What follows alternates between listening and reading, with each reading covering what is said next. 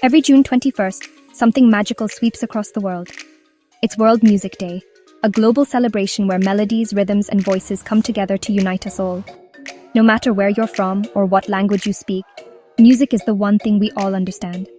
And on this day, the streets, parks, and living rooms everywhere transform into vibrant stages for everyone to share their sound.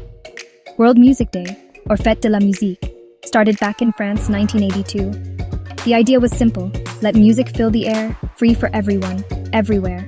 And now, more than 120 countries join in, proving that music really has no borders. So how can you be part of World Music Day 2025? First, check out local concerts and open-air performances. Most of them are free. Don't see one? Start your own. Grab your friends, your family, even that neighbor with the guitar, and just play. You don't need to be a pro. World Music Day is about sharing, not showing off.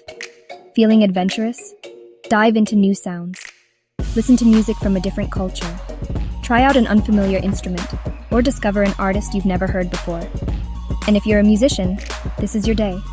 Record something special, perform live, or go online and connect with the world using #WorldMusicDay 2025. Your music could inspire someone continents away.